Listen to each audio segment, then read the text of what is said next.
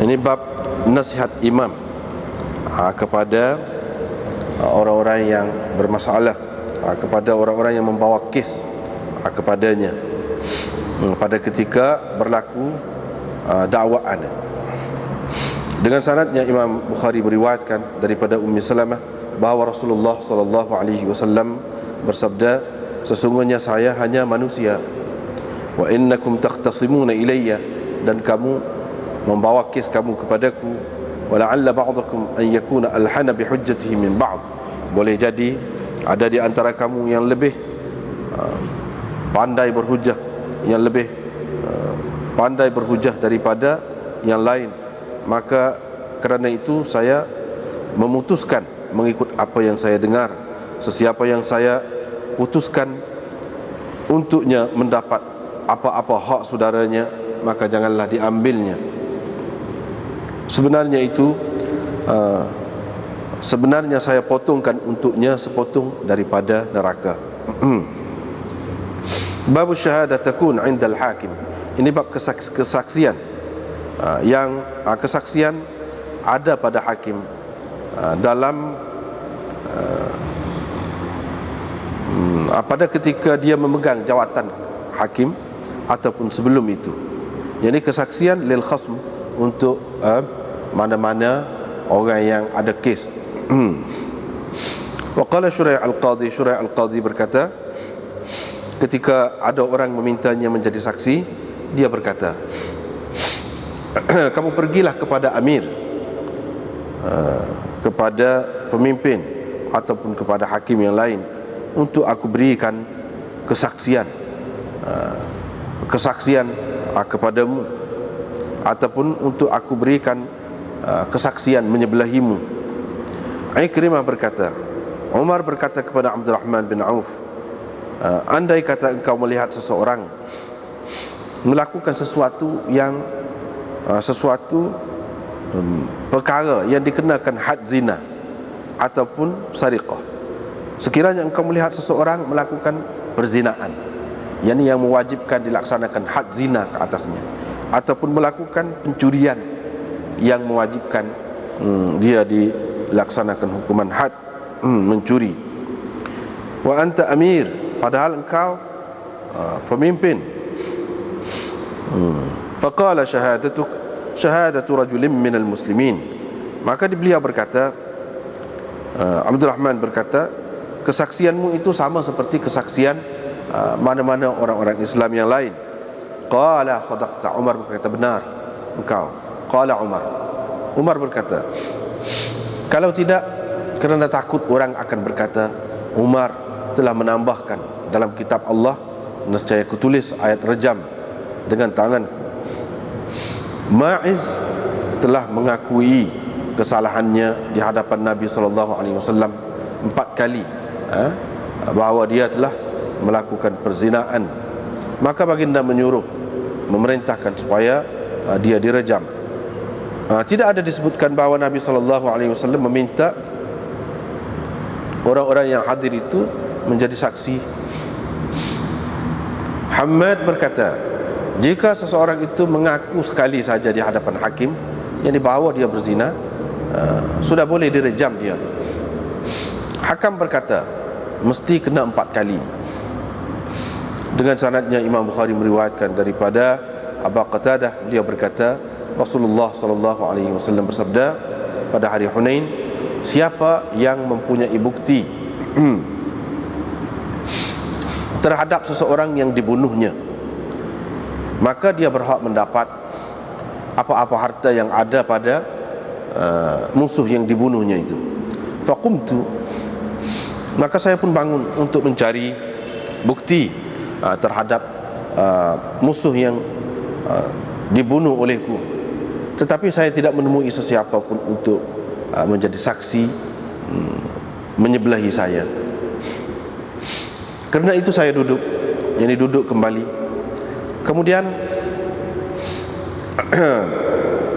terlintas di fikiranku sesuatu, maka saya pun menyebutkan perkara itu kepada Rasulullah. Yang terlintas, ada baiknya kalau saya ceritakan kepada Rasulullah. Maka saya menceritakan perkara itu kepada Rasulullah sallallahu alaihi wasallam.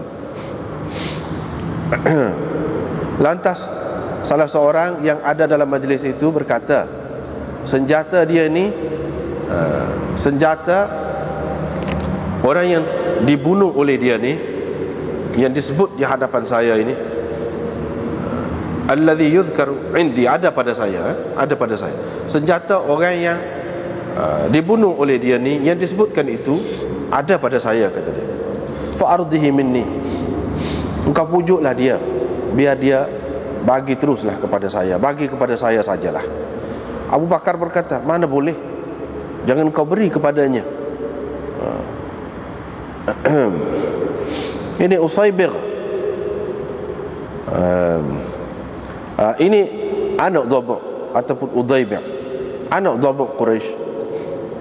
Mana boleh engkau berikan kepadanya dengan meninggalkan salah seekor singa Allah yang berperang membela agama Allah dan Rasulnya. Qala, perawi berkata, fa'alima Rasulullah sallallahu alaihi wasallam, Rasulullah sallallahu alaihi wasallam pun tahulah, ataupun dalam nuskha yang lain faqama, Rasulullah sallallahu alaihi wasallam berdiri lalu memberikan harta tadi kepada saya. Saya pun membeli dengan harta itu khiraf, yang satu kebun. Maka kebun itulah merupakan harta yang mula-mula saya milik, saya jadikan harta saya lah. Qala Abdullah berkata, diambilnya daripada Laith. Nabi SAW pun berdiri, fa'addahu ilayya, lalu baginda memberikan senjata tadi kepada saya. Ahlul Hijaz berkata, hakim tidak boleh memutuskan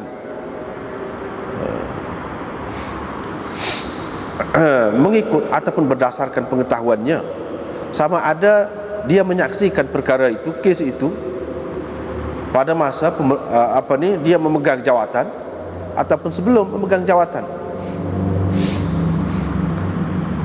Dan jika ada lawan yang lain di hadapannya mengakui tentang sesuatu hak dalam majlis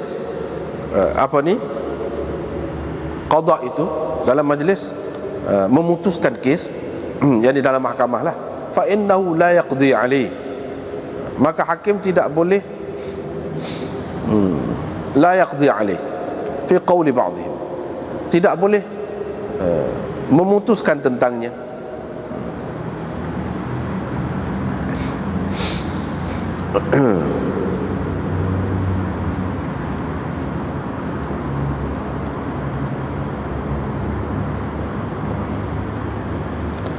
Mengikut pendapat setengah ulama, selagi dia tidak memanggil dua orang saksi dengan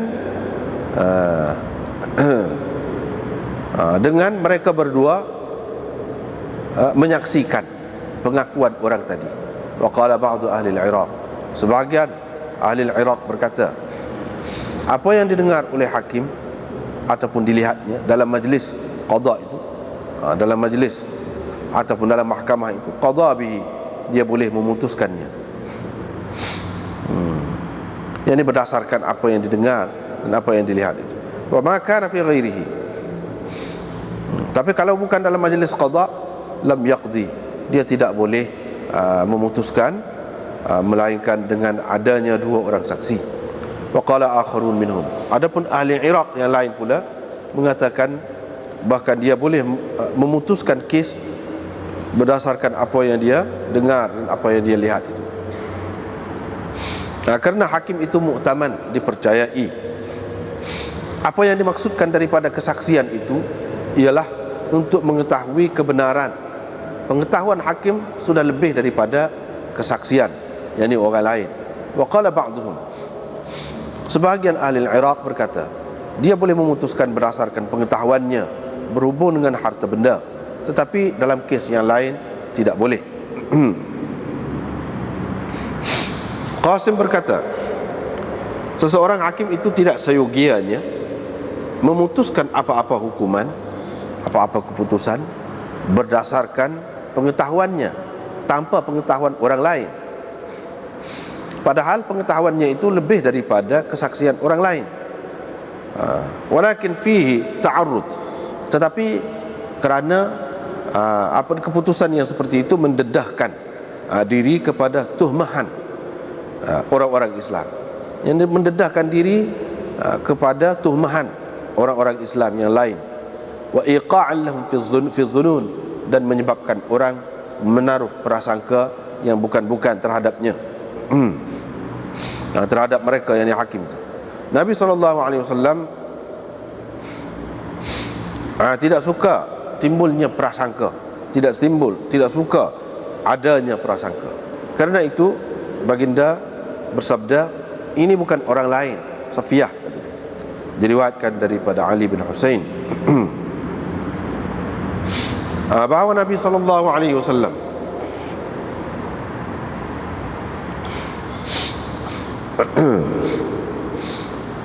didatangi oleh Safiyah binti Huyai. Bila Safiyah mahu pulang, Nabi SAW berjalan bersamanya. Tiba-tiba ada dua orang lelaki Ansar lalu dekat situ. Nabi SAW memanggil mereka berdua. Lalu baginda berkata, sesungguhnya dia ini Safiyah. Faqala, dua orang sahabat itu pun terus berkata, Subhanallah. Qala, Nabi SAW bersabda, sesungguhnya syaitan itu boleh berlari di dalam diri anak Adam seperti mana berlarinya darah. Bab amril wali.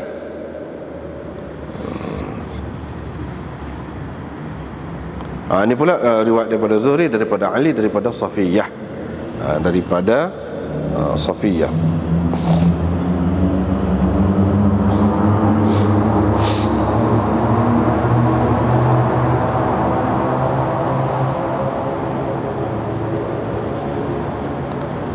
Bab amril wali. Ini bab perintah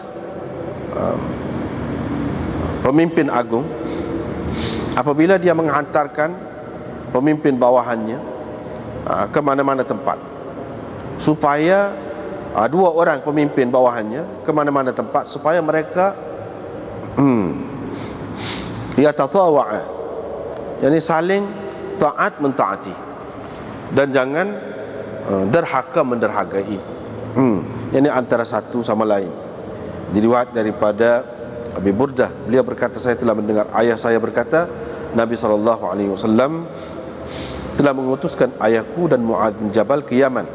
Maka baginda berpesan, yassira, permudahkan, wala tu'assira, jangan kamu payahkan, mubashshira wala tunaffira, berilah berita gembira,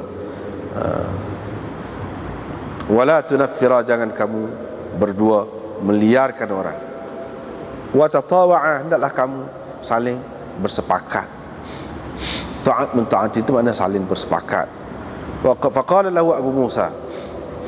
Abu Musa pun berkata kepada Nabi SAW, di bumi kami, di tempat kami itu dibuat al-bid'u. Macam mana hukumnya? Nabi SAW kata, setiap yang memabukkan itu adalah haram. Lepas tu ni dengan sanad satu lagi tu lebih kuat. Babu ijabatil hakim ad-da'wah. Ini bab hakim boleh menerima jemputan, boleh menerima jemputan. Uthman telah menerima jemputan seorang hamba, Mughirah bin Syu'bah, dengan sanad yang Imam Bukhari meriwayatkan daripada Abi Musa, daripada Nabi SAW, sabda baginda, fukul aniyah, bebaskanlah tawanan, wa ajibud da'iyah, dan hendaklah kamu menerima jemputan orang yang menjemput. Babu hadayal ummal. Ini bab hadiah-hadiah yang diberikan kepada pegawai-pegawai. Diriwayatkan daripada Abu Humaid As-Sa'idi, beliau berkata, Nabi SAW telah melantik seseorang daripada Bani Asad untuk memegang sesuatu jawatan. Orang itu dipanggil Ibnul Litbiyah, iaitu jawatan apa? Untuk memungut sedekah, zakat. Bila dia datang, dia kata, ini untuk kamu yang ini dihadiahkan untuk saya. Maka Nabi SAW naik ke atas mimbar. Sufyan juga berkata, Nabi SAW naik mimbar. Fahamidallah, lalu Nabi SAW memuji-muji Allah. Kemudian bersabda, kenapa ada pegawai yang kami utuskan? Apabila datang dia berkata, ini untukmu dan ini untukmu. Kenapa dia tidak duduk saja di rumah ayahnya atau ibunya? Nanti dia menunggu, adakah akan diberi hadiah kepadanya atau tidak? Demi Tuhan yang nyawaku berada di tangannya, tidak dibawa oleh seseorang, melainkan apa-apa yang dibawanya itu akan berada bersamanya pada hari kiamat nanti. Dia akan memikulnya di atas tengkuknya. Kalau yang dibawanya itu, yang diambilnya itu unta, maka unta itu mempunyai bunyi dia sendiri. Dengan bunyi hiduplah mana unta itu dipikulnya. Ataupun kalau lembu, maka lembu itu bertebuhlah. Ataupun kambing, maka kambing bertebik. Thumma rafa'a yadayhi, kemudian Nabi SAW mengangkat kedua tangannya sehingga kami nampak putih dua ketiak baginda. Ala, baginda berkata, ala, ketahuilah, hal ballaghtu, bukankah aku telah sampaikan? 3 kali baginda berkata begitu. Sufyan berkata, Zuhri menceritakan kepada kami, dan dengan sanad tadi dia sebut Zadah Hisham an Abi Humaid qala, dia kata, 2 telinga saya mendengar apa yang Nabi SAW kata, dan mata saya melihat. Wasalu Zaid bin Thabit, kamu tanyalah Zaid bin Thabit, kerana dia juga mendengar bersama saya. Zuhri tidak menyebutkan dalam riwayatnya telinga saya mendengar. Khuar maknanya suara lembu tu. Ju'ar ini suara juga. Min yaj'arun, min yaj'arun. Ju'ar min yaj'arun, daripada yaj'arun, ka sautil baqarah, seperti suara lembu. Bab istiqda'il mawali wa isti'malihim. Ini bab melantik bekas hamba menjadi hakim dan menjadi pegawai.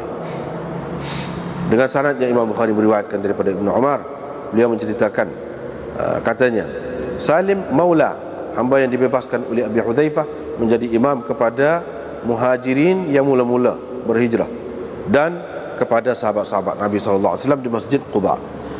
Termasuk di antara mereka yang menjadi makmum kepadanya itu ialah Abu Bakar, Umar, Abu Salamah, Zaid dan Amir bin Rabi'ah. Sekat dulu itu papanya.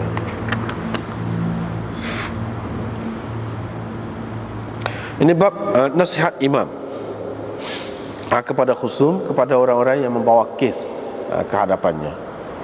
Imam di sini lebih khusus kepada hakim, lebih khusus kepada hakim dalam kes mahkamah.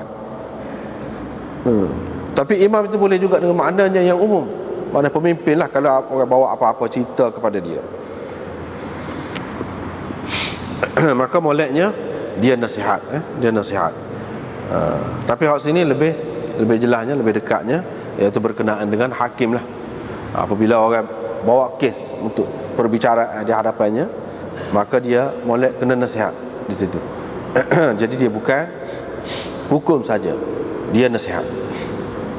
Apa-apa yang perlulah yang berkaitan dengan kes itu. Diriwayatkan daripada Ummi Salamah bahawa Rasulullah SAW bersabda, innama ana bashar, saya tidak lebih dari seorang manusia, atau saya hanya seorang manusia. Kamu membawa kes kepada aku, boleh jadi sebahagian daripada kamu lebih sedap hujah dia, ataupun lebih pandai berhujah daripada sebahagian yang lain. Jadi saya memutuskan mengikut apa yang saya dengar. Padahal dia tu tidak betul, boleh jadi dia tak betul, tapi oleh kerana sedap hujah dia tu, ataupun kita kata kalau dia pakai lawyer balik dia tu sedap, jadi aku bagi kemenangan lah kepada dia. Tapi kena ingat, ni nasihatnya, sesiapa yang aku bagi kepada dia tu adalah hak saudara dia sebenarnya, bukan hak dia. Dia tahu, dia lebih tahu. Jangan ambil lah kata dia, kalau memang bukan hak dia, walaupun aku bagi kemenangan kepada dia. Kita kata kena bayar lah, ni kena bayar, padahal sepatutnya tidak kena bayar pun. Moga bayar dah misalnya, bayar dah hutang tu. Kalau lagu tu Nabi SAW kata jangan ambil, walaupun hakim membuat keputusan gitu, jangan ambil. Sebab apa? Itu berarti aku memotong sepotong api neraka untuknya, bukan molek tu. Sebab apa? Itu hak orang. Jadi bila hak orang, tuan diri hak bawa kes dia tahu sebenarnya. Hakim dia tidak tahu, mengikut apa yang hujah-hujah yang dikemukakan kepada dia saja. Berdasarkan hak itulah dia buat keputusan. Jadi ini yang perlu nasihat ni. Nasihatnya kepada dia, kalau bukan hak orang yang diberikan kemenangan dalam kes tu, maka janganlah dia ambil. Kalau dia ambil berarti dia ambil neraka. Dia ambil neraka. Jadi hak ini tidak khusus dengan Nabi SAW saja. Ini adalah pengajaran ini untuk semua hakim, untuk semua hakim, untuk semua hakim yang memutuskan mengikut hukum Islam lah, hukum Islam. Ataupun kalau tidak, mahkamah Islam pun memang dia tu hak diberi kemenangan kepadanya itu bukan betul, dia tak betul, maka dia tak boleh ambil mana-mana pun. Di negerinya bukan Islam pun tak boleh ambil juga. Bukan negeri Islam saja tak boleh ambil hak orang ni, hak negeri kafir pun tak boleh ambil juga hak orang. Lebih-lebih lagi lah kalau dalam negara Islam. Hukum tu pula hukum Islam. Hukum tu pula hukum Islam. Itu mana bukan khusus dengan Nabi SAW. Hakim lain pun lagu tu juga.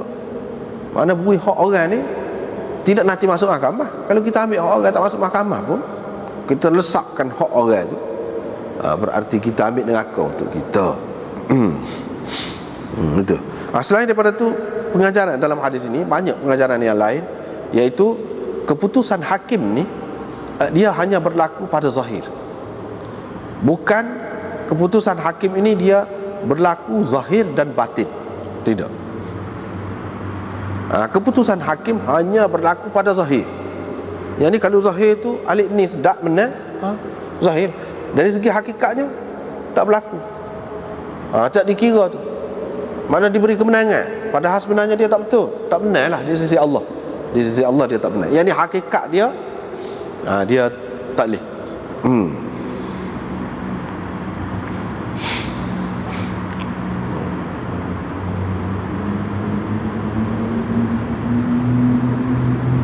Tak boleh.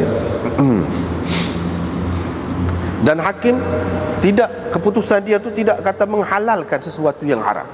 Ini hak ni diputuskan dia benar, kira-kira dia dapat, padahal bukan hak dia, padahal bukan hak dia. Jadi apabila hakim buat keputusan tu, apakah jadi menghalalkan hak orang tu jadi halal? Tidak. Yang ini dari segi batinnya, dari segi hakikatnya. Dari segi zahir ialah benar lah mahkamah, dari segi dunia, dari segi dunia. Tetapi kita, itulah kelebihannya hukum Islam ni dan orang Islam, iaitu dia tidak bergantung pada zahir itu saja, dia kira hakikat dia. Dia takut kepada Allah SWT. Hakim itu pun begitu juga, orang yang bawa kes itu pun begitu juga. Kalau dia tidak takut kepada Allah SWT, dia menipu, bolehlah dunia, hak zahir itu boleh.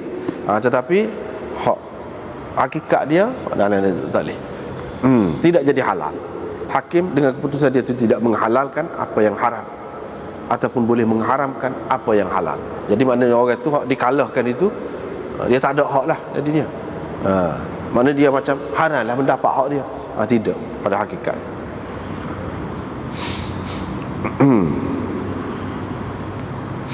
Dengan sebab itu tak boleh.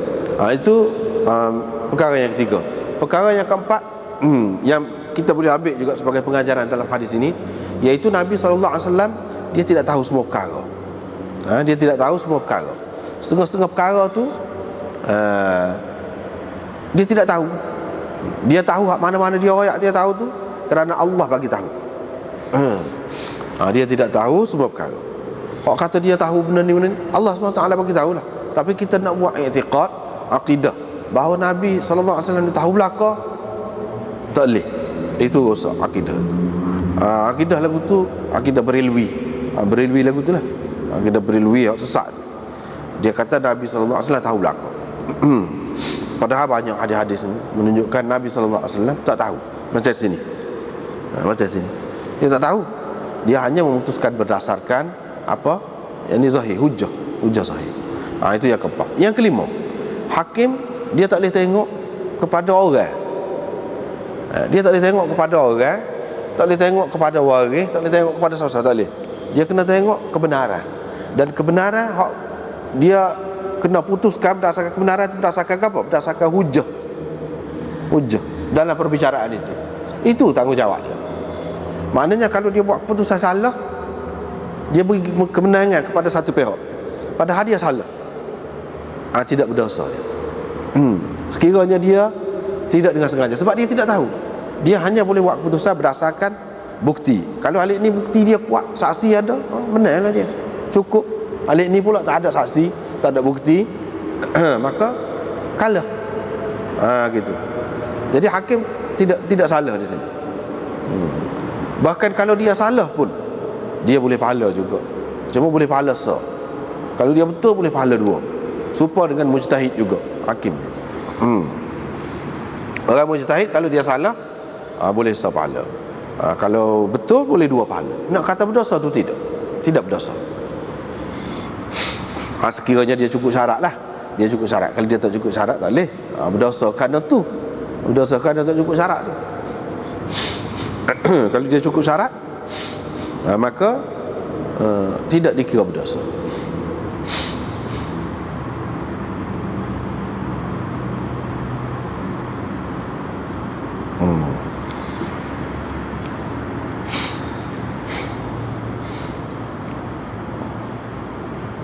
Babu syahadah takunu 'inda al-hakim. Ini cerita lain pula. Lagu mana kalau hakim itu sendiri merupakan saksi kepada sesuatu kes, kepada sesuatu perkara. Moga hakim ni pun dia orang juga. Boleh jadi dia pergi lalu dekat kedai tu, dekat pasar tu, dekat bandar tu, dia tengok orang tu kena bunuh, dia sendiri dia tengok. Apa lagu mana? Adakah dalam perbicaraan dalam mahkamah tu apakah dia boleh buat keputusan selalu gitu? Kalau lagu mana? Memang dia ni bunuh. Boleh kalau gitu. Ataupun dia sendiri jadi saksi berzina. Lagu mana? Mana seseorang itu berzina, dia salah seorang saksi. Boleh kau pakai dia? Kau tak boleh. Ataupun dia menyaksikan orang mencuri, dia salah seorang. Mana untuk curi kena dua orang saksi. Salah seorangnya dia. Lagu mana? Boleh pakai ke tidak? Itu Imam Bukhari cuba cetuskan masalah. Sebab boleh jadi kadang-kadang hakim pun dia orang, oleh kerana dia orang, boleh jadi sebenarnya dia buat kes itu. Sebenarnya dia nak kena kawan tu, sebab kawan tu musuh dia. Orang tak tahu cerita. Maka dia buat, cari seorang lagi. Jadi dia kalaulah nak kira dia tu sendiri boleh jadi saksi, cukup dah lah. Boleh lah kalau nak cah apa-apa pun. Dengan sebab itu tak boleh. Setengah ulama kata tak boleh, setengah ulama kata boleh. Tengok keadaan. Iaitu kesaksian yang ada pada hakim pada masa dia memegang jawatan hakim ataupun sebelum itu, lil khasm, untuk seseorang yang membawa kes.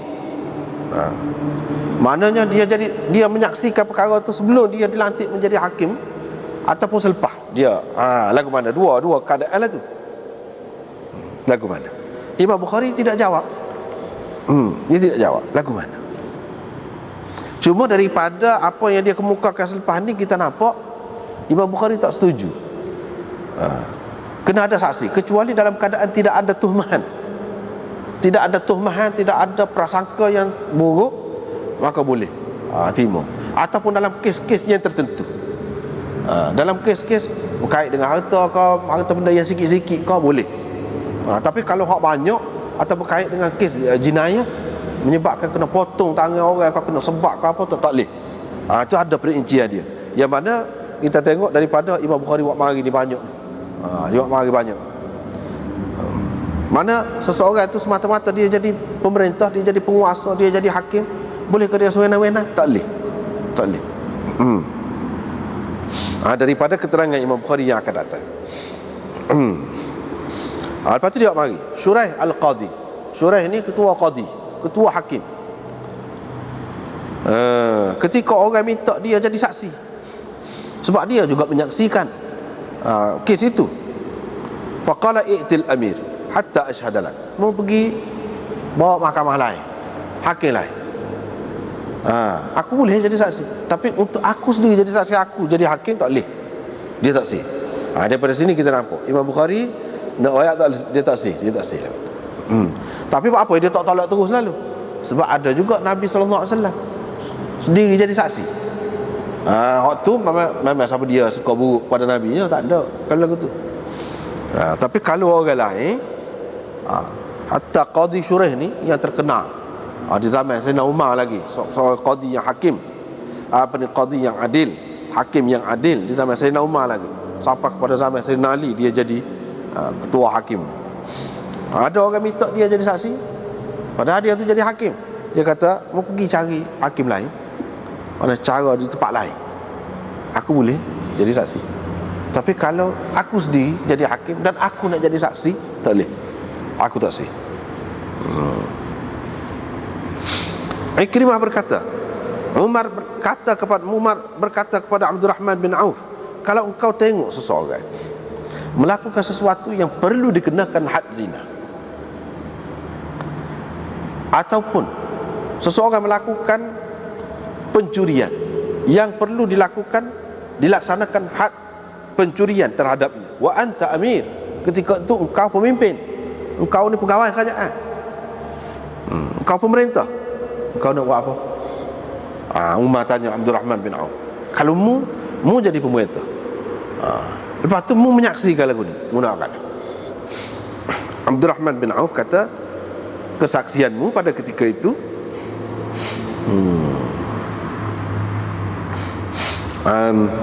jadi Abdul Rahman bin Auf kata syahadatu. Hak sesuainya, sebab tu dalam kitab kita dia berbaris dua, lau ra'aita atau lau ra'aitu. Kalau lau ra'aitu, bagaimana mu nak katakan, apa pendapatmu? Kalau aku ni pemerintah, aku tengok kes perzinaan, aku tengok kes pencurian berlaku, lagu mana? Abdul Rahman bin Auf kata, kesaksianmu sama seperti kesaksian mana-mana orang Islam yang lain. Engkau seperti orang Islam yang lain. Maknanya tidaklah kata seorang pemerintah apabila dia jadi menteri, kalau dia jadi apa, dia tak boleh jadi saksi dah gapo-gapo kepada orang. Tidak. Tapi dia sebagai pemimpin, sebagai khalifah kau, sebagai siapa kau, tidak kata jadi saksi dia tu jadi serupa dengan timpak orang kau. Dia seorang ada serupa dengan orang lain. Maknanya kalau dalam kes perzinaan perlu kepada pak orang, dia salah seorang daripada pak. Tidak kata buat tadi dia ni pegawai kerajaan, buat tadi dia ni menteri kau gapo kau, orang lain kena dua pada dua saja, dia seorang ni serupa dengan dua. Tidak lagu tu. Itu maksudnya. Satunya itu maksudnya. Artinya engkau boleh menjadi saksi juga, tetapi kesaksian engkau serupa dengan kesaksian orang lain. Yang keduanya, syahadatuka syahadatu rajulin minal muslimin, artinya kesaksian engkau itu seperti kesaksian mana-mana orang Islam yang lain. Maknanya serupa dengan Qadhi Shuraih buat tadi dah. Kalau kes begini berlaku, engkau tak boleh memutuskan kes itu, kena engkau jadi saksi serupa dengan orang lain buat pergi pada hakim lain. Engkau sebagai saksi serupa orang lain kan tak boleh buat keputusan. Kalau tidak hakim tu, engkau pun kalau engkau jadi saksi, engkau tak boleh buat keputusan. Dia kena orang lain.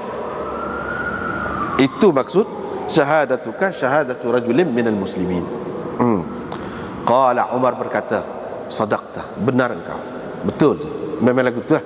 Daripada sini Imam Bukhari nak cerita, kalau pemerintah, pegawai kerajaan, hak berkenaan dengan dia lah, hak berkenaan dengan dia, dia nak jadi saksi hak berkenaan dengan dia, apalagi yang menyebelahi dia, salih. Dia nak jadi saksi dan dia nak buat keputusan, tak boleh lagu tu. Tapi macam kita ni senang lah, macam kita ni dalam keadaan biasa lah umumnya, Lebih moleklah kalau hakim tu suku, pegawai kerajaan ni suku. Jadi kalau pegawai tu tentulah dia tak ada terlibat dengan hakim, hakim ni suku. Ni katakanlah kalau hakim tak boleh, dia kena buat pergi, biar orang lain buat keputusan dia. Qala Umar berkata, kalau tidak kerana aku takut orang akan kata Umar ni tambah kitab Allah, Quran ini, nescaya aku tulis ayat rejam itu dengan tanganku. Jadi maksud Imam Bukhari mari ni ada tuhmahan, boleh jadi akan dituduh begitu. Maka dalam keadaan ada tuduhan begitu, walaupun aku ni khalifah, aku tak boleh buat benda-benda lagu tu.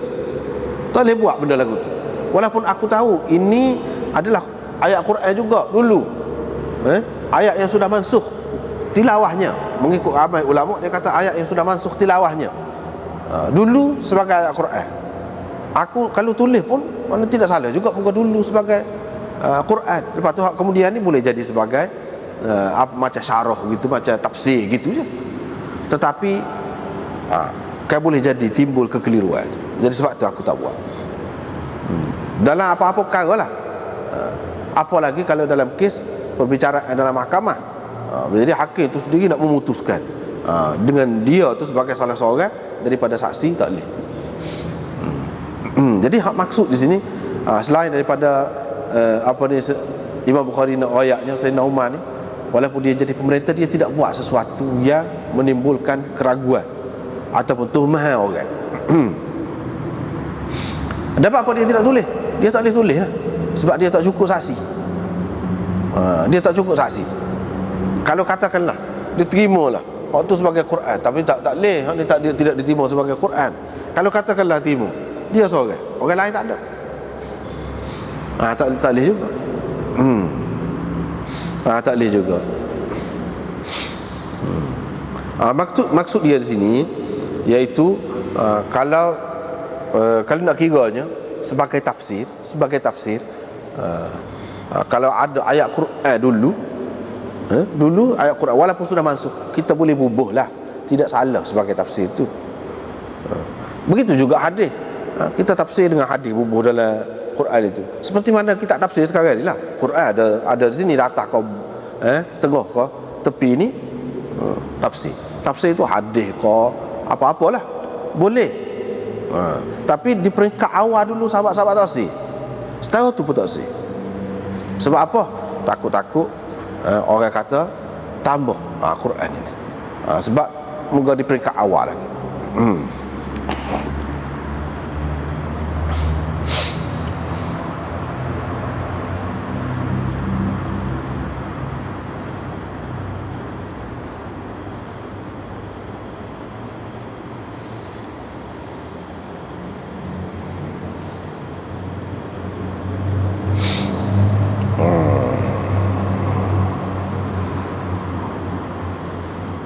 Dalam Hasyiah Sindi tu dia bahas juga.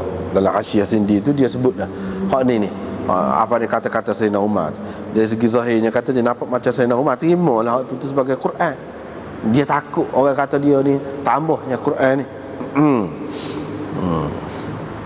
Maknanya sesoalnya dia mempercayai bahawa itu Quran yang tidak dimansukh tilawah dia. Jadi sepatutnya dia bolehlah tulis dalam mushaf tu, tapi oleh kerana tidak mutawatir, maka dia takut orang akan menuduh dia menambah dalam Al-Quran, sebab itu dia tidak tulis. Ini berarti Quran yang sabit tilawah dia tu tidak mutawatir semuanya. Boleh jadi akan dipaham begitu dari segi zahirnya. Bahkan ada di antaranya yang mutawatir, ada yang tidak mutawatir. Gitulah, ini muskil kata dia. Fal wajhu, hak sepatutnya kita kena takdir gini, kata hak dia tu, laula an yaqula ni kinayah kepada, ini berarti kinayah kepada sabitnya nasakh tilawah dia, dan sudah masyhur, tersebar di kalangan orang ramai, dan sudah jelas dah waktu tu. Yang ni maksud dianya, kalaulah tidak kerana ayat tu, ayat rejam itu mansukh tilawah dia dan sudah jelas mansukhnya, dia di antara orang ramai, sehingga kalau aku tulis mereka akan mencaci aku. Pasal apa? Jadi kau pelik lah, muka hak ni tidak Quran apa yang tulis ni. Orang akan kata begitulah. Sebab apa? Yang orang akan kata begitu sebab jelas dah. Jelas dah bahawa ini sudah mansukh. Sudah tak ada. Semua orang tahu berlaku.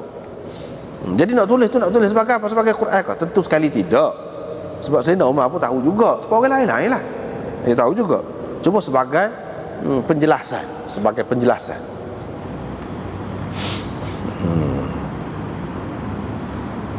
Di peringkat awal dulu taksir. Dalam bentuk tafsir lagu tu pun taksir juga.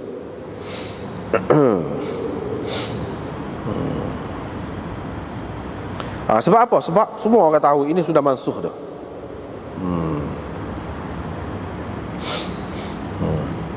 Boleh jadi juga ini kinayah kepada haram menulis ayat yang mansukh tilawahnya dalam mushaf itu, dan tidak harus ziyadah menambahkan dalam Quran itu.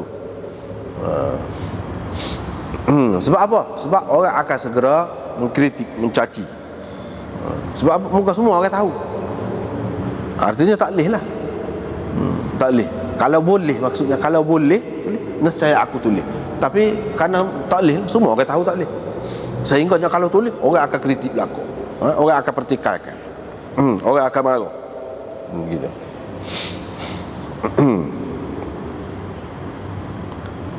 Jadi kesimpulannya Sindi buat ni, dia kata kesimpulannya bahawa tidak syak pada saya tentang thubutnya, tentang adanya hukuman rejam itu daripada Allah, dan ia adalah benar. Cuma yang menghalang daripada ditulis dia tu dalam Quran kerana sudah mansukh tilawahnya, dan tidak harus menulis yang seumpamanya. Kalau hak setara tu tak boleh nak tulis dalam Quran. Sebab tu Sayyidina Umar tak tulis.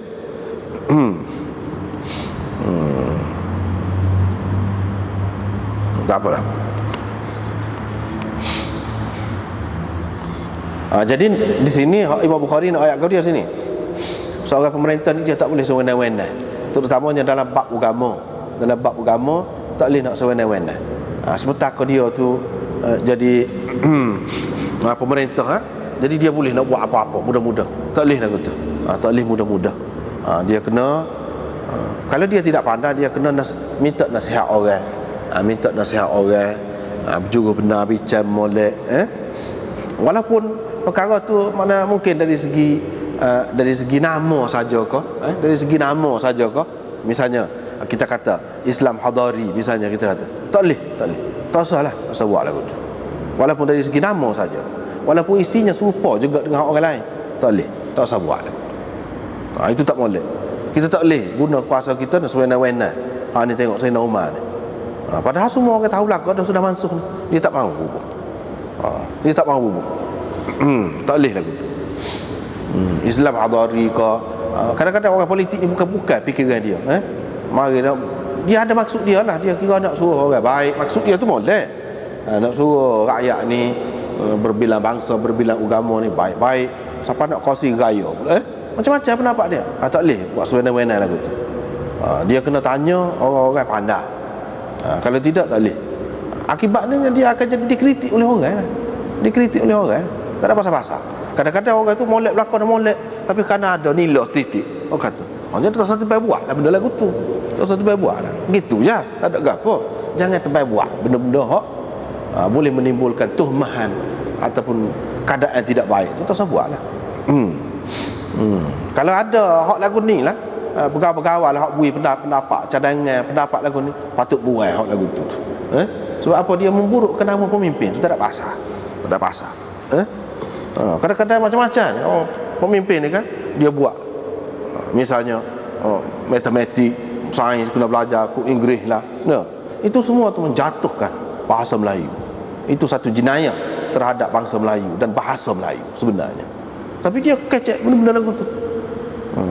Kadang-kadang tersasar tu nak baiki pula, bukan main lama. Tak boleh nak baiki mudah-mudah, juta dah habis kihok tu. Inilah bendanya. Sebab tidak cermat, tidak fikir, banyak mana dah habis piti. Duduk buat bahasa tu, istilah kau tu goni istilah tu. Jadi mana bahasa lain ada belakang, bahasa Melayu ni lemah sangat. Malu kau orang dunia, malu ke dunia. Sepatutnya, sebab tu tak boleh pergi. Sebab tu kita tengok mana-mana pun tak boleh pergi lama kalau jenis-jenis tu benda-benda gitu sensitif. Tak boleh lagi lama. Orang yang keluar benda tu jatuh, tak ada lama. Tapi dia secara senyap lah. Ini permainan politik, dia senyap-senyap. Orang tak nampak. Tapi hakikatnya orang tak boleh terima. Sebab tu jangan disentuh benda yang bukan-bukan. Dia kena tanya ahli dia. Kalau tidak awak ikut serah gitu, mendapat cemuhan orang, tak ada pasal. Kadang-kadang molek dah, dia molek dah. Orang lain-lain molek. Tapi kerana benda-benda yang tak padan dengan benda. Itu benda je. Ni pesanan Sayyidina Umar ni, kalau kita tengok sini molek dah tu.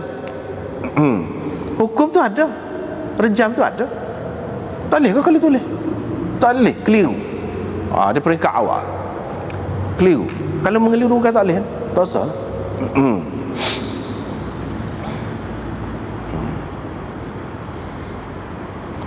Wa aqarra Ma'iz telah mengaku di hadapan Nabi sallallahu alaihi wasallam 4 kali tentang perzinaan dia.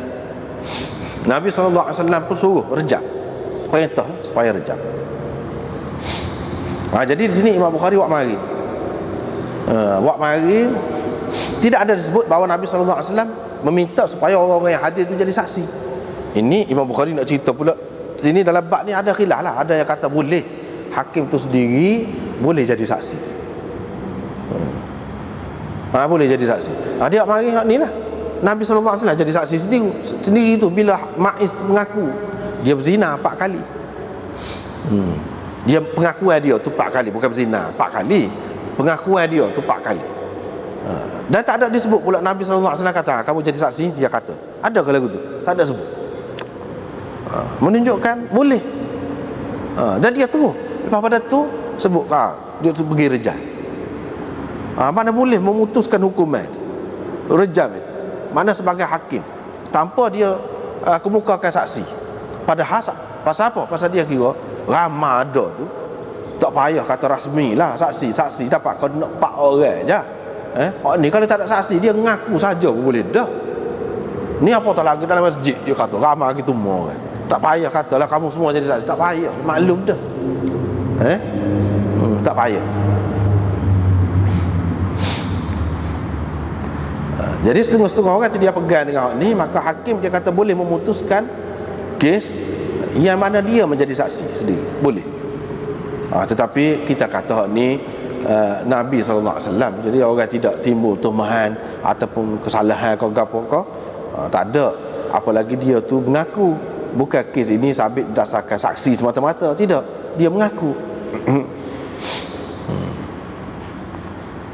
Hammad berkata, Hammad ini Hammad bin Abi Sulaiman. Dia Hammad dalam kitab-kitab hadis ni banyak sebutnya 3 orang. Sebenarnya ramai lagi, tetapi hak sahih lah. Sini macam sini Hammad bin Abi Sulaiman, tok guru kepada Imam Abu Hanifah. Imam Abu Hanifah tak tinggal dia ni selagi dia ada 18 tahun mengaji dengan dia. Dengan Hammad bin Abi Sulaiman, dia ni seorang faqih. Seorang lagi Hammad bin Salamah, seorang lagi Hammad bin Zaid. 2 orang itu lebih banyak lagi. Imam Bukhari kalau dalam musnad dia tak mari daripada Hammad. Kalau dalam ta'liq dia ataupun dalam tarjumatul bab dia marilah Hammad bin Abi Sulaiman. Adapun Hammad bin Zaid dan Hammad bin Salamah itu ada dalam musnad dia. Maknanya hadatsana tu ada. Sebab apa? Sebab mengikut setengah-setengah ulama, Hammad bin Abi Sulaiman ini tidak begitu kuat dalam hadis, tapi dalam fiqh kuat. Dalam fiqh kuat, menunjukkan orang ni kadang-kadang dalam bab ni memang dia lebih, tapi dalam bab lain dia kurang. Tapi ada juga lebih belakang, ada juga. Macam dia ni tidak. Dia kata kalau mengaku sekali, ni tak serupa dengan anak murid dia ni. Imam Abu Hanifah ni tak pakai buah tok guru dia. Padahal tok guru dia kata sekali je kalau mengaku depan hakim bahawa dia berzina kena rejam. Abu Hanifah kata tak, 4 kali kena mengaku. Lepas tu dia Imam Bukhari sebut pula ni, Hakam berkata, Hakam ni maksudnya Hakam bin Utaibah. Ni seorang tabi'in yang sangat alim. Dia kata kena 4 kali. Serupa dengan Imam Abu Hanifah kata 4 kali tu pula dalam 4 majlis, bukan di tempat yang sama. Sebab itu kita tengok kalau dalam mazhab Hanafi ni kes jenayah ni dia halus sikit, halus. Dia tidak mudah. Kalau umur Sumpah dengan sampai ni lah undang-undang ni 18 tahun kata, baru balik. Bawah pada tu balik pun tak kira dalam kes jenayah. Balik untuk semayang lah, untuk galai. Tapi kalau untuk jenayah ni, memutuskan kes jenayah tak boleh 18 tahun. Molek tu, molek. Sumpah juga kalau kes hak mengaku ni kena 4 kali. 4 kali pula dalam 4 majlis yang berlainan, bukan majlis yang sama. Sini Imam Abu Hanifah tak sumpah dengan tok guru dia. Tok guru dia kata sekali lah. Ni 18 tahun duduk sekali. Tapi bukan makna 18 tahun duduk sekali sayang kepada tok guru tu bermakna kita tak boleh nak tinggal langsung nak pendapat dia. Setelah kita dapat tahu hak ni lebih kemah lagi. Tidak, bukan lagu tu cara dalam Islam ni. Orang alim dulu tidak lagu tu. Cuba tengok sini lah misalnya, dia tak ikut untuk guru dia tu.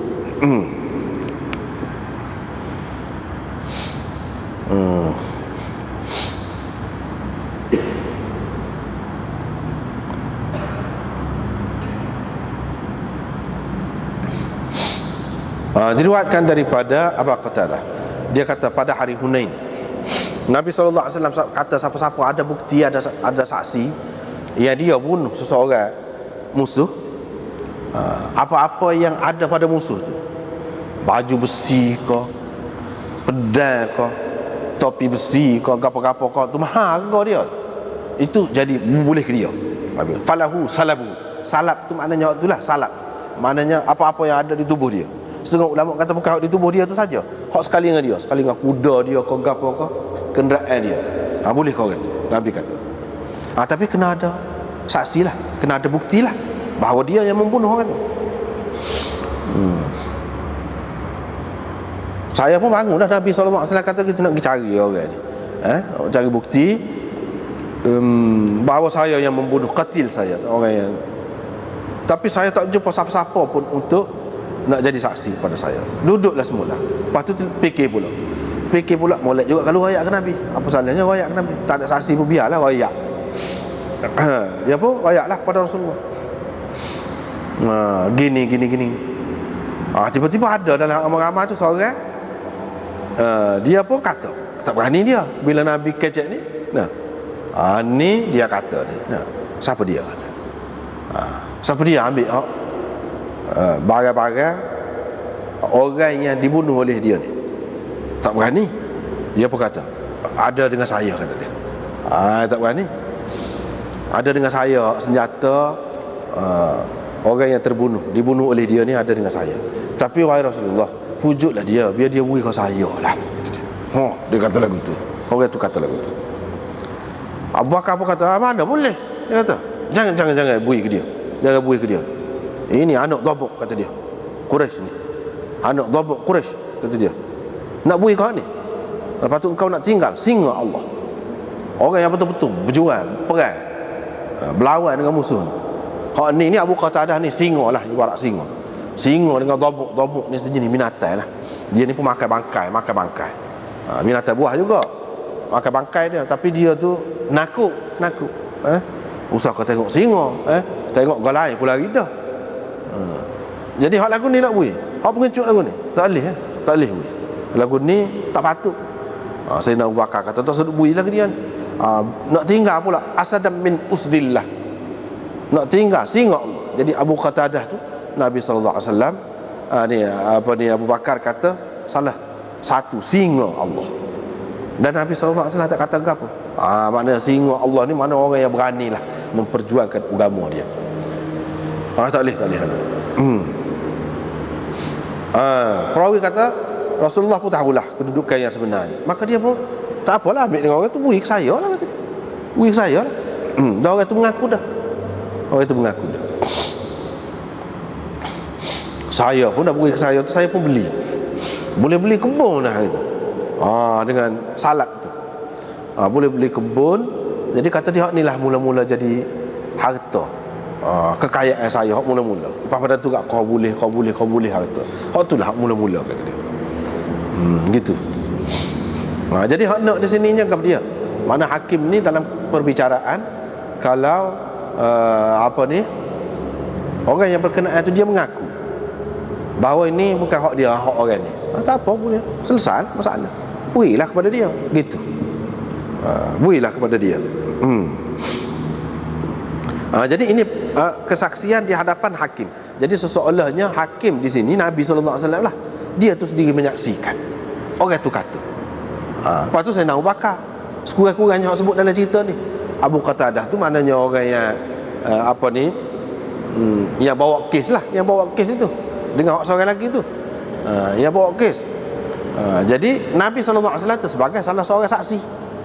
Dia sudah memutuskan. Dia kata boleh kau dia ni. Sedangkan dia kata dah sesiapa yang ada bukti, ada saksi, ada saksi. Jadi saksinya mana? Nabi SAW sendirilah di sini. Artinya hakim tu sendiri boleh jadi saksi. Dalam majlis tu sendiri boleh jadi saksi. Jadi orang lain kata ni ada hadis. Imam Bukhari nak kata ini Nabi SAW. Dia lain. Dia tidak serupa dengan orang lain. Dia pun tidak perlu duduk dalam mahkamah. Situ pun jadi dah. Dan orang tidak akan tuhmah apa-apa kalau Nabi SAW. Apalagi dalam kes ini orang itu sudah mengaku. Cuma jadi saksi ni saksi terhadap pengakuannya. Dia sudah mengaku dah. Apa kalau nak jadi saksi orang itu tak mengaku, tu agak sulit. Tak boleh lah. Sebab tu kata dalam kes-kes yang munasabah boleh. Kes-kes yang munasabah boleh. Macam ni, dia sudah mengaku dah. Kita hanya menjadi saksi atas pengakuan dia.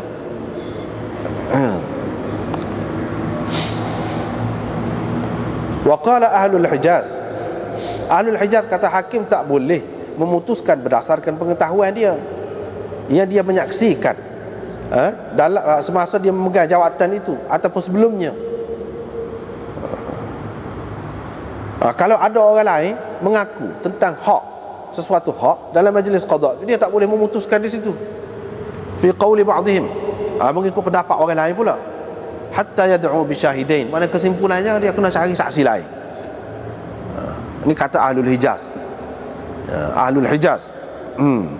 Yang dimaksudkan dengan Ahlul Hijaz di sini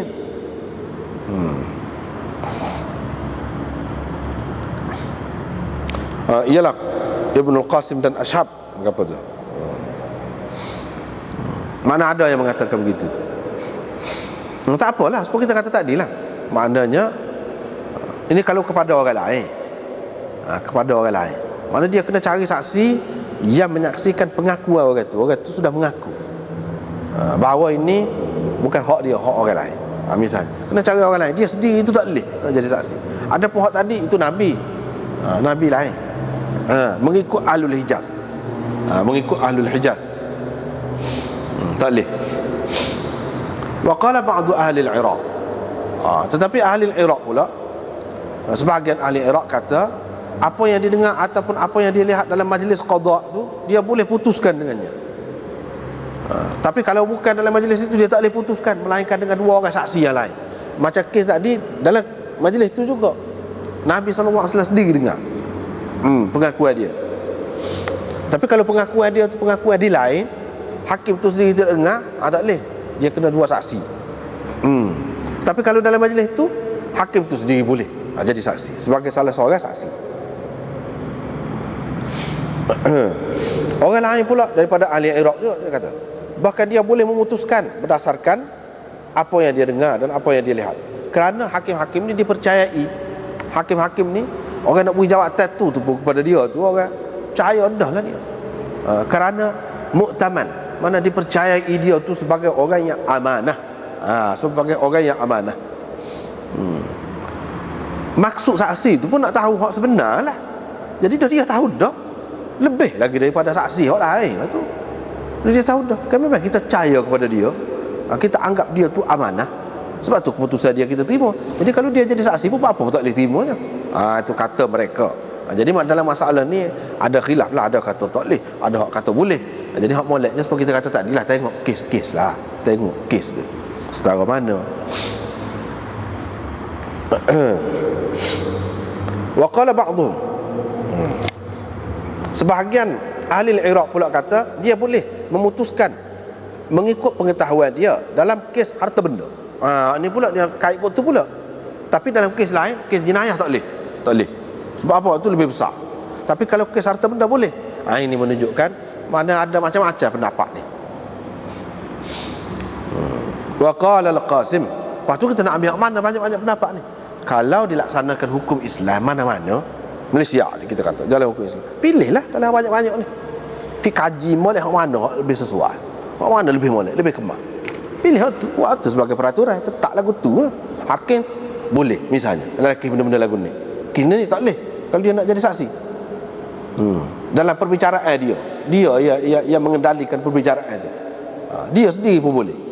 Tapi kalau lelaki ni tak boleh misalnya, ataupun kita tak terima tu, kalau hakim tak boleh nak jadi saksi kepada mana-mana hak dia bicarakan itu. Tapi kalau dia sebagai saksi, orang lain yang jadi hakim, tak apa.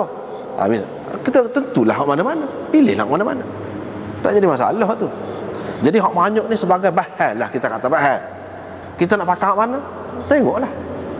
Itu ditentukan oleh kehendak semasa. Jangan kita fikir ada banyak pendapat ni jadi pening nak pakai hak mana sun. Hak ni apabila hukum tu akan dikuat-kuasakan, akan dilaksanakan, orang-orang cerdik pandai tu kena bincang dulu. Hak mana kita nak pakai. Misalnya kalau kes jenayah, nak pakai hak mana? 18 kau umur, kau 15 kira balik saja.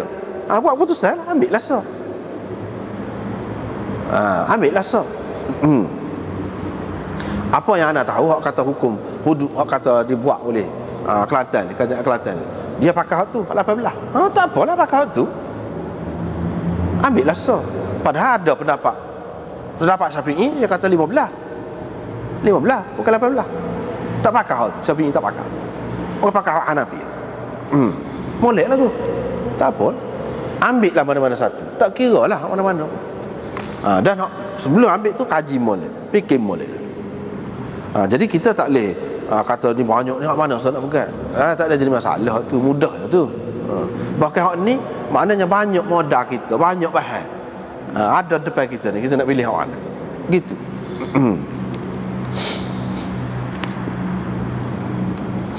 Qasim berkata, Qasim ni hak masyhurnya Qasim bin Muhammad bin Abi Bakar, cucu kepada Sayyidina Abu Bakar. Itu hak masyhur. Qasim ni dia salah seorang fuqaha as-sab'ah bil Madinah, salah seorang 7 faqih di Madinah. Maknanya ahli fiqh yang handal di Madinah 7 orang. Salah seorangnya ialah Qasim bin Muhammad bin Abi Bakar, yakni cucu Sayyidina Abu Bakar. Tapi Qasim di sini bukan Qasim tu, Qasim lain. Qasim lain. Wa qala Al-Qasim hadza kuntu azunnu, mula saya duduk ingat, kata dalam Fathul Bari, Hafiz Ibn Hajar kata, mula saya duduk ingat anak kepada Muhammad bin Abu Bakar tu, iaitu ahadul fuqaha as-sab'ah di Madinah. Sebab apa? Sebab kalau dalam forok fiqh ni apabila sebut Qasim, maka maksudnya hak tu lah. Tetapi bila saya tengok dalam riwayat Abi Dzar bahawa Qasim ini ialah Qasim bin Abdurrahman bin Abdullah bin Mas'ud, ni Qasim lain. Gitu, Qasim lain.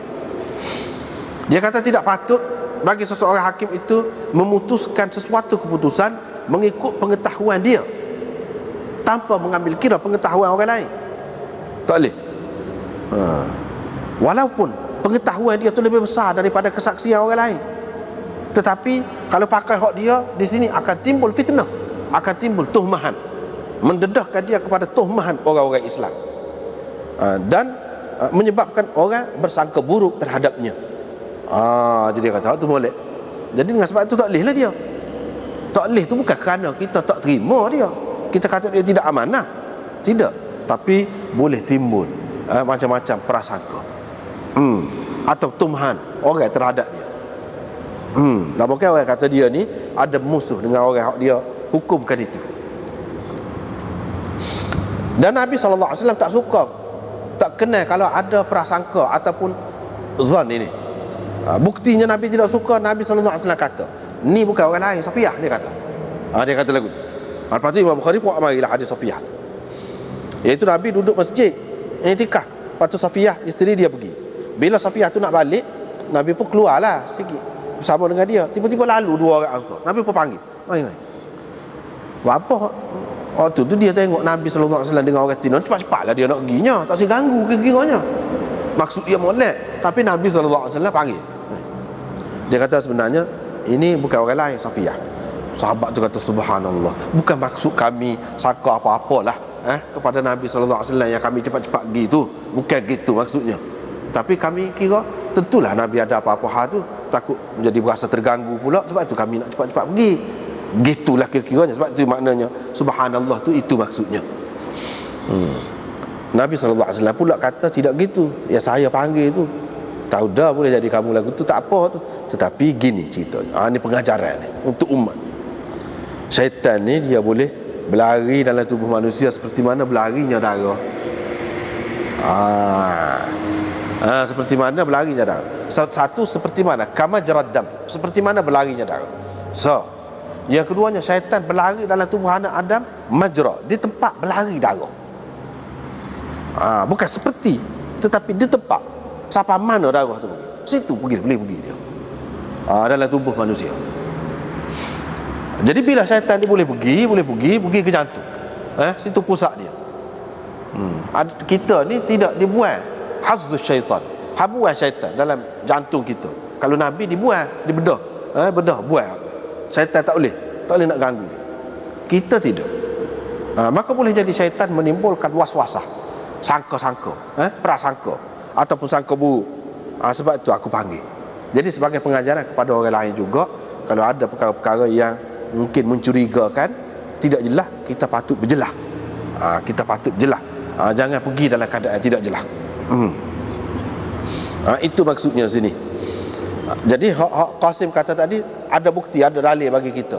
Kalau ada zon lagu ni tak boleh. Begitu juga hakim, kalau dia sendiri jadi saksi, dia memutuskan, mungkin orang akan timbul prasangka yang bukan-bukan, tuhmahan terhadap dia. Dengan sebab itu tak boleh, tak sah lah. Biar orang lain cara kes itu.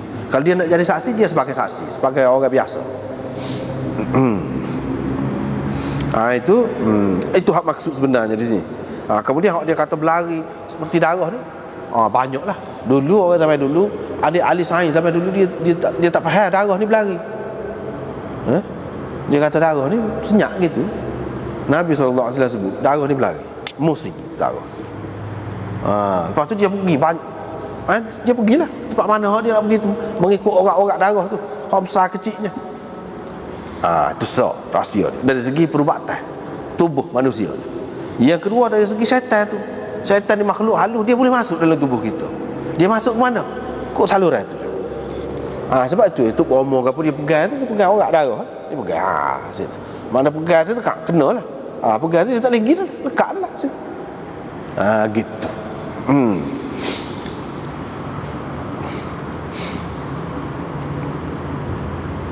Jadi nak rayaknya benda ni terlalu rapat dengan kita, dekat, kita tak boleh nak elok. Bolehkah kita nak sekat darah kita berjalan, berlari? Kalau sekat bahaya kita pula. Hal lagu tu lah juga syaitan. Kita nak kawal lagu mana? Keadaan benda yang lagu ni dengan kita amat bahaya. Kita nak sekat tak boleh. Kita tak sekat lagu mana? Kalau darah tu memanglah perlu untuk tubuh kita, tapi kalau dia ni boleh pergi ke mana? Tempat darah boleh pergi, dia boleh pergi. Kan bahaya.